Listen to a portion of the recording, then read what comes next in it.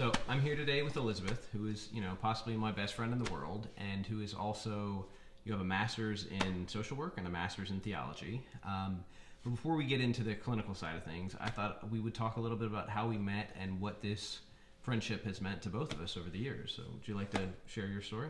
Sure. Awesome. So we met when I was living in DC and you were already in prison. I was going through a pretty difficult time in my younger years. And I had a mentor who lived in Charlottesville who was a family friend of yours. And she suggested that we connect. And I think that she saw the potential for us to have a resonant connection and maybe support each other through some of the difficult stuff that we were going through and offer understanding of kind of life on life's terms with each other.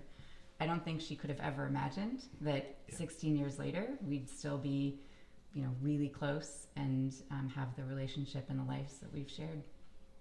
I agree. Yeah, you came into my life right around the time that my dad died. So I was just recently in prison, a few years into prison with a 32-year sentence.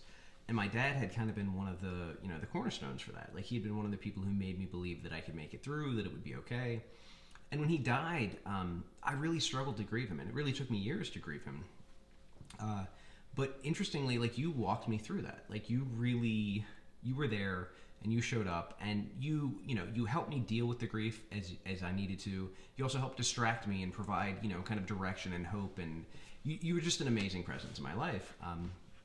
And you showed up. And I find it so interesting that years and years later, you ended up doing hospice social work. So the thing that you did so organically and naturally with me ended up being the thing you chose to do in your life.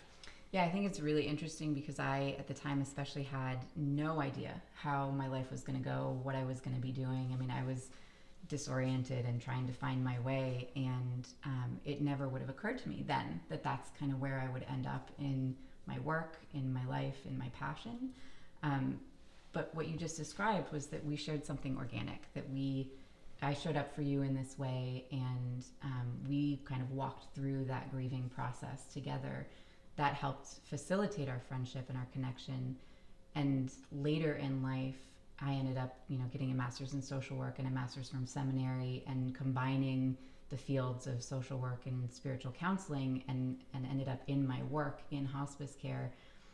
I think there's something really powerful about the organic nature of presence and connection in especially those healing arts, in those spaces of like really delicate pain that people go through, whether it's end of life pain or the traumas as children, or the drug addiction recovery, or the mental health recovery. And we both have our own personal stories of transformation that we shared with each other a lot. And I know you shared a lot of your journey with your world, and I think that organic growth and that organic transformation and the ability to show up with each other through those things has been one of the most powerful pieces of my story in my life, and I think one of the reasons that we've been able to be so close for so long.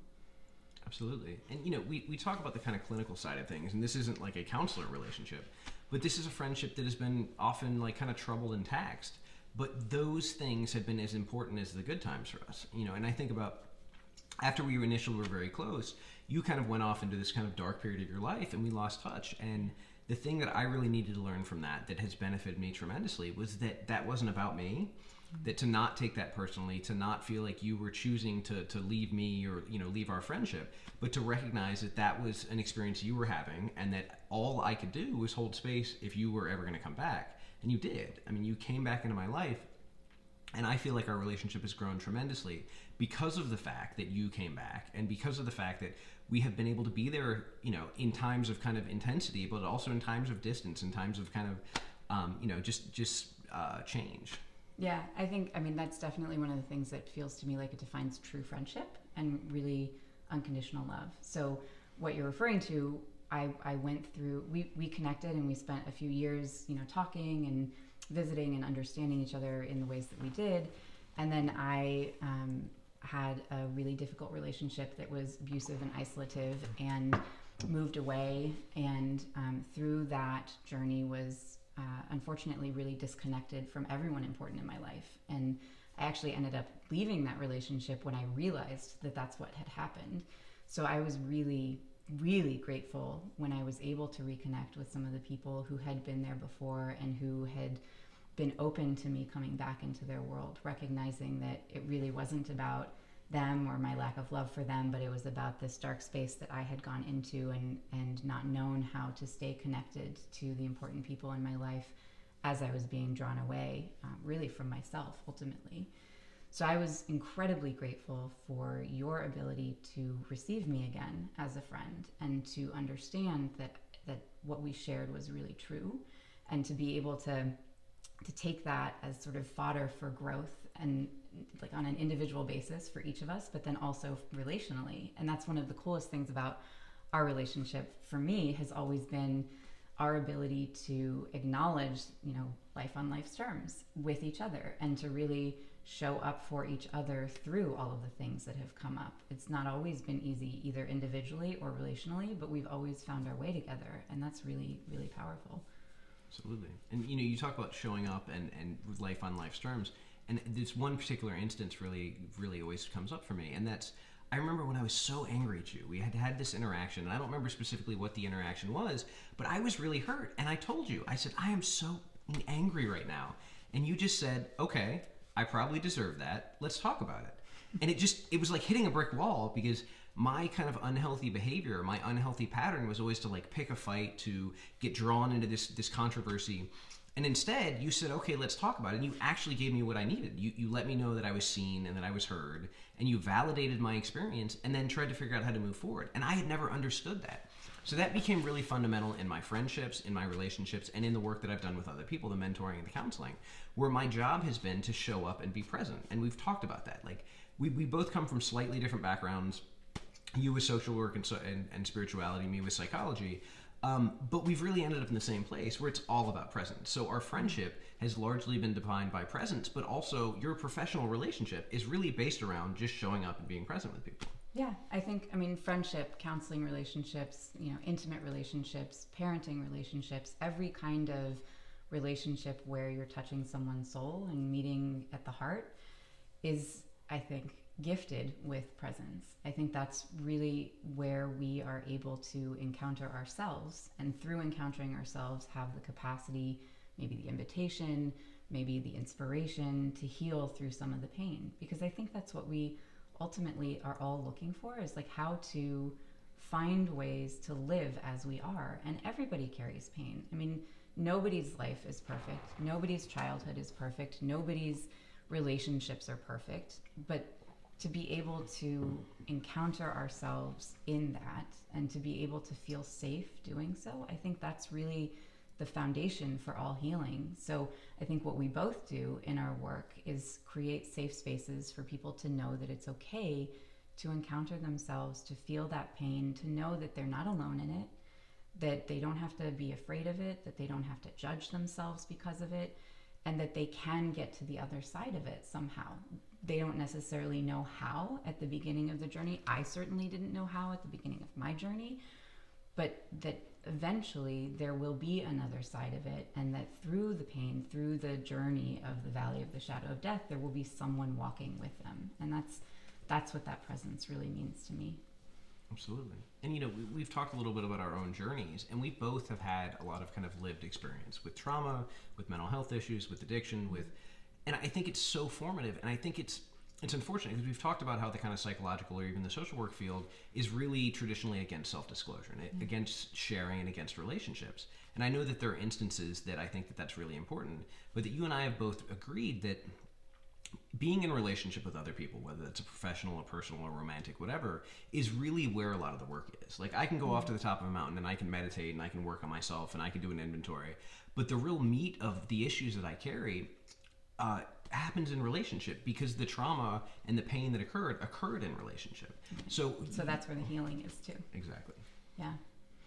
Well, and I just find it interesting that we came again from slightly different backgrounds, but we come to that place of presence. We come to that place of self-disclosure where we check and make sure this isn't an egoic thing. I'm not telling my story because it makes me feel better. I'm telling my story because in checking with the present moment, this is what I feel like is going to help connect with this person. This is what I feel like is going to offer that kind of switch of hope, or offer that switch of a different perspective. We talked also about externalizing. Like a lot of times when we look at people and we look at ourselves and the trauma we've endured and we look at these negative patterns, we kind of take ownership of that. We feel like that is us. We feel like, oh, well, this is me and I'll never change. When we can externalize and recognize this is intergenerational trauma, or this is childhood trauma, or this is a result of whatever experiences I've had or whatever someone else has done in relationship to me, recognizing that allows us to then say, hey, this isn't me. This isn't my fault. This isn't who I have to be, but I have the opportunity by recognizing this to see that I can then have change. I can have agency, I can have choice, and I can have freedom. Yeah, I think so. A couple of things that you mentioned in there, the way that I sort of synthesize that is the importance of partnership in counseling relationships. So you talked about, traditionally self-disclosure is not a part of counseling relationships, and that's understandable for a lot of reasons and important in certain dynamics, for sure, without a doubt. But there's also something really powerful about narrative therapy and using your own story to invite vulnerability and create that safe space, and helping people understand, truly, none of us is perfect. We've all been through these things, and there is a way to see it differently, to live it differently, to experience it differently. And the other thing that you just shared that is really meaningful in my personal life and in my work is the notion of responsibility. What's mine and what's not. And being able to differentiate what's mine and what's not, but also being able to differentiate who am I and what's my experience and what's the difference between those two things. And so for myself and for a lot of the people that I work with, we talk a lot about differentiating from our experience. The identity of who you are isn't necessarily what you've been through, but what you've been through contributes to your experience and probably always will. I mean, I have worked through a lot of issues over the course of my life, and I still experience elements of those pains, of those disorientations, of those traumas, but they don't form my identity anymore. So I'm able to move through them in a different way. I'm able to experience them in a different way, and I'm able to be safe with myself in a very different way because of that differentiation. Absolutely. And I think we've talked about resistance or lack of resistance to kind of what is. And so as we've dealt with some of these patterns and some of these traumas, I know that I still have trauma from my past that kind of defines what happens inside my head, but it no longer defines how I respond or how I react.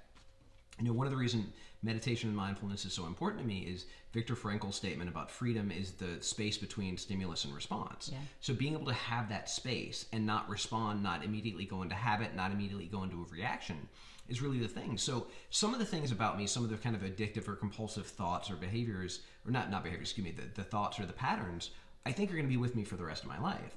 But the way I respond to them, the way I make space for them and don't kind of dive into or push away from them has been really important in the way that I've adjusted to the world and I've been able to become the person that I am. And you've talked about how some of the elements of your past that were so destructive are still there, but you don't resist them in the way that you did. You don't put up this resistance and allow them to bowl you over. You just kind of you welcome it in. Yeah. And by welcoming it in, you allow it to run its course. And I just think that's such an interesting thing because we don't teach that in society. We have this kind of self-reliant, hardcore, like, we can do this, and we don't recognize that oftentimes acquiescence or a lack of resistance or a welcoming of even the most uncomfortable things. And the one example that I always give people, either personally or, in a kind of a mentoring or counseling relationship, is I always tell them to go read Rumi's The Guest House, where he says, welcome them in, the anger, the sadness, if it's going to tear your room apart, if it's going to bring you to tears, welcome it in because it may be clearing you out for what next beautiful thing is to come. Yeah. And I think that perspective is it. Can we say, I am welcoming this day, this discomfort, this joy, this sadness, this frustration, this whatever it is, and I'm recognizing that it is here for a reason and that I can learn from it. Yeah, the way that I talk about it is embracing. And I use that term very intentionally because there's a warmth to it. And you're right, we're raised in this sort of the society where you kind of put blinders on and you push through. And I did a lot of that in my life, and it ended up with me being kind of upside down. And I realized that wasn't going to work anymore, and I didn't quite know how to move through it differently. And one of the things that I learned was to really embrace whatever it was that I was experiencing before I could facilitate any shift in it. And to allow for my experience, but again, using that differentiation so that I wasn't identifying with it in the same way. So the trauma would maybe be triggered and cause some sort of dramatic emotional expression that was really intense, really painful, really uncomfortable. And rather than pushing it away or trying to pretend like it wasn't there, just recognizing this is a part of my experience, being present with myself in it and allowing myself to be as uncomfortable as it was, it would pass. And the analogy that I love to use is of waves and water, because that's something that is really comforting to me and has been really meaningful in my healing journey. But the notion that if you try to resist water, like if you think of a tsunami, you're not going to be able to stop it. It's going to either spill over the top or bust through the edges somehow. But if you allow it to flow through, it will pass. It always does. And so for me, even to this day, when I'm experiencing something really uncomfortable, I always think of the emotions as a wave. And I remember that it's temporary. It will pass. I will come to the other side of it. And if I can be present with myself through it, I have a better shot of experiencing it in a way that is safe, that is nurturing, that is healing.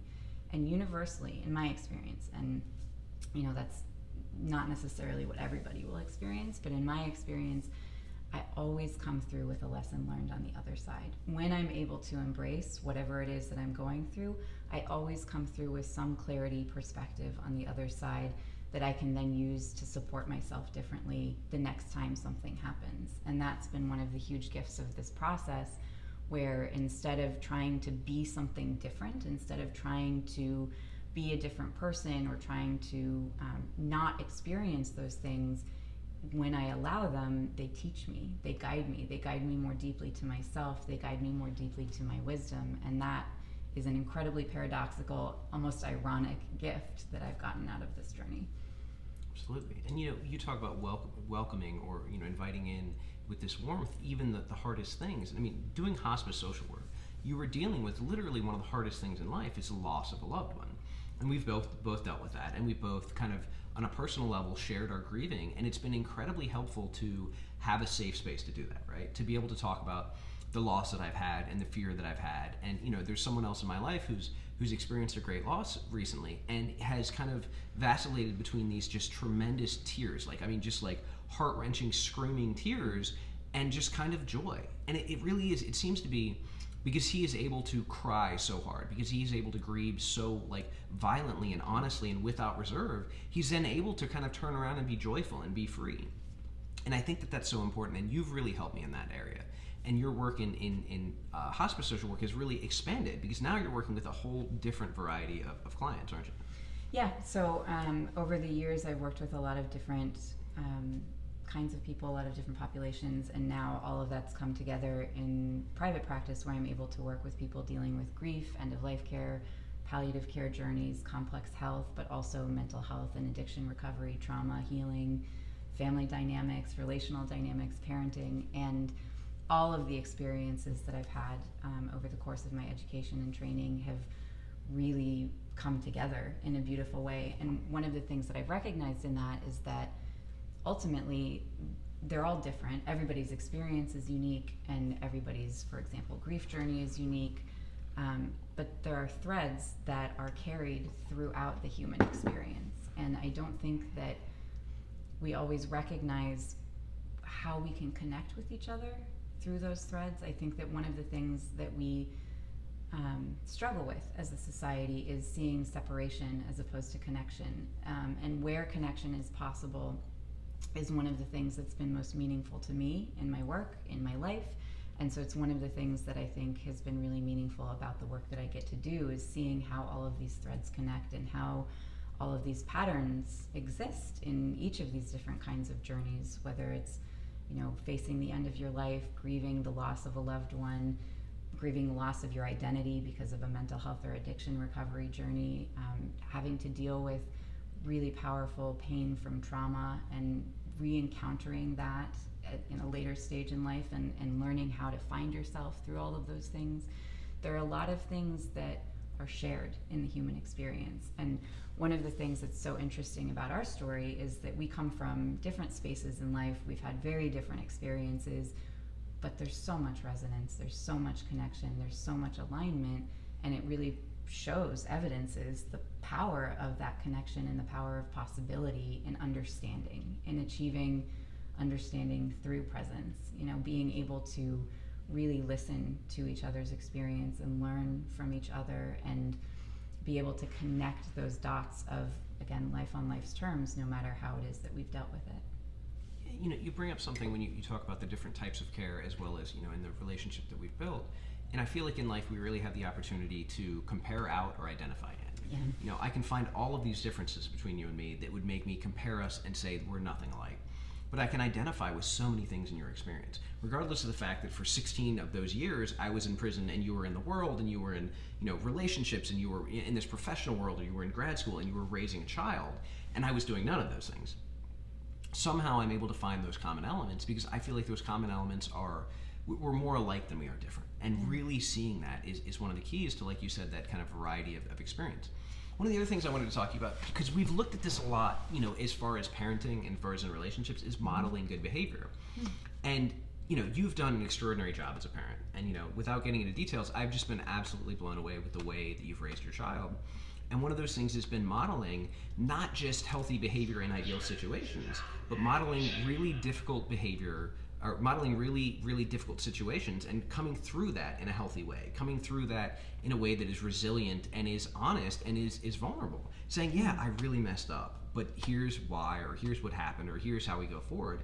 And as you do that professionally, I'm just interested in your experience with modeling to other people.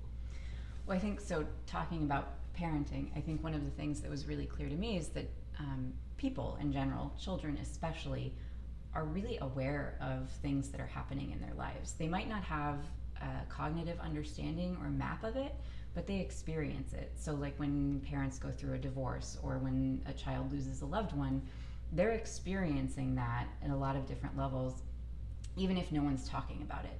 And I thought it was really important to help my child understand what it was that she was experiencing, or at least give her the opportunity to understand it. So transparency, vulnerability, honesty, those are things that were really important in my upbringing of her. And what I have learned from that, and this is just anecdotal, but what I've learned from that is that when we give children the opportunity to cognitively explore what they're experiencing by verbalizing it, by inviting them to share somehow, whether it's creative expression, verbal expression, dance, music, whatever it is that we use to invite them to experience it, we give them an opportunity to match their mental, emotional, physical, and spiritual experiences and create alignment. And I think that is one of the things that is really powerful, because a lot of times we're experiencing something emotionally, but we're being told a different story cognitively, or we're experiencing something physically, but we're being invited to believe something else cognitively. And if we can create that environment where you can encounter each of those spaces and facilitate alignment where possible, I think that's one of the things that creates resilience, and that's one of the things that offers hope, and that's one of the things that facilitates healing. So a lot of, in reference to your question, a lot of the work that I do with people is helping to create space where they can encounter themselves in all of those ways and spaces and find the things that don't quite match up, and then help them find ways to match them up, help them find ways to create alignment or create understanding about their experience so that it doesn't feel stuck or confused or disorienting because it's not matching the information in their minds or in their bodies in the ways that they would like. Absolutely. I mean, what you're saying reminds me of the saying that I love so much. It says, children don't learn what we tell them or teach them, they learn what we are. Yeah. And finding that consistency in ourselves really allows for that in relationships. And therefore, being able to follow through on things, being able to be consistent in action and experience and perspective is so vital.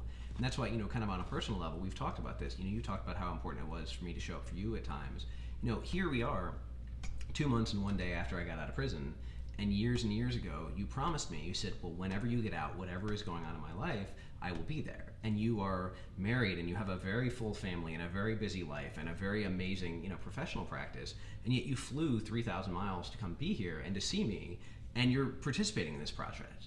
this project, which I think is so important because I think there's so many lessons to be drawn from our friendship. And I am personally just so grateful that you were willing to come and be here as my friend, but also be here to share your experience and your wisdom, because I think it'll be tremendously helpful to everyone else. Well, thank you. I'm incredibly grateful for our journey together and for the invitation to be here with you, because as you say, I think there's nothing more important than showing up for the people that we care about, and showing up for life, really. I mean, that's one of the things about our relationships that's always been so inspiring to me, is that in a world full of opportunity, so many people don't necessarily take opportunity. They don't grab hold of life and live it to the fullest. And in an environment that you were in, which was devoid of opportunity, you took hold of every single thing that you could, and you really lived your best life, no matter what the restraints were. And I found that incredibly inspiring, and that you were always giving of yourself to others, and that you were always willing to explore